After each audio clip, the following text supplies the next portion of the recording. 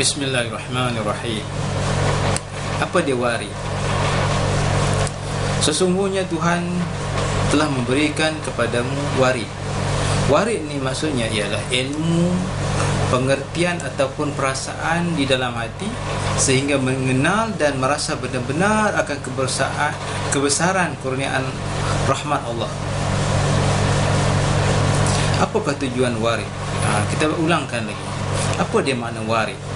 Warid ni ialah satu ilmu ataupun perasaan yang Allah Ta'ala berikan di dalam hati kita supaya kita mengenali kebesaran Allah Subhanahu Wa Ta'ala. Itu dipanggil warid.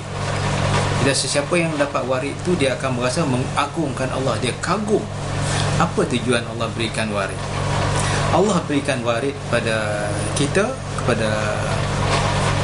kepada orang yang beriman, kepada orang yang dapat hidayah, adalah untuk mendekatkan diri kepada Allah Ta'ala.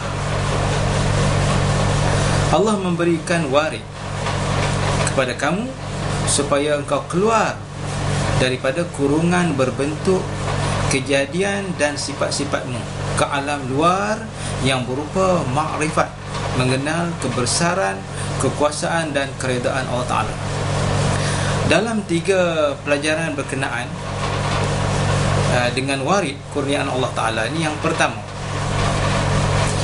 pertama diberikan kepadamu supaya engkau ringan melakukan ibadah kepada Allah dan mendekatkan diri kepada Allah. Tetapi mungkin kamu tidak ataupun mungkin kurang ikhlas, maka diturunkan dalam diri kamu warid yang kedua, iaitu untuk melepaskan dari tujuan kepada sesuatu selain dari Allah.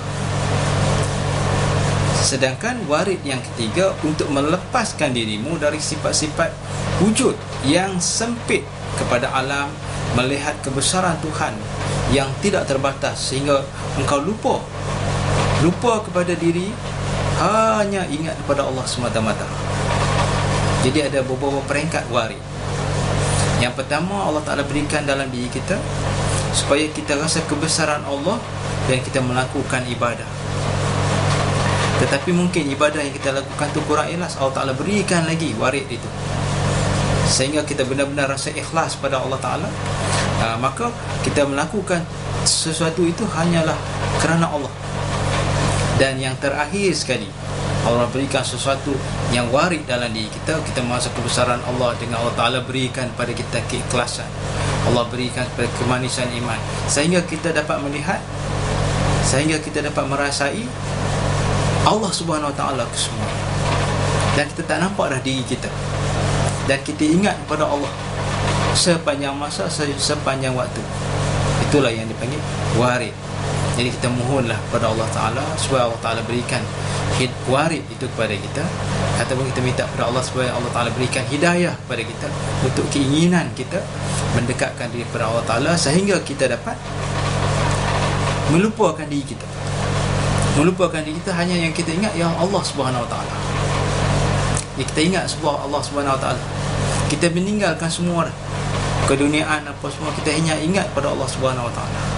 Tetapi kita kena ingatlah bahawa kita ni duduk atas dunia, kita kena cari makan lah. Tapi janganlah jadikan keduniaan ini adalah tujuan hidup. Kita beribadah bukan kita nak dapatkan sesuatu habuan. Kita nampak kebesaran Allah Subhanahu Wa Ta'ala. Kita nampak Allah Subhanahu Wa Ta'ala, kebesaran Allah Ta'ala, rahmat Allah Subhanahu Wa Ta'ala melebihi segala-galanya.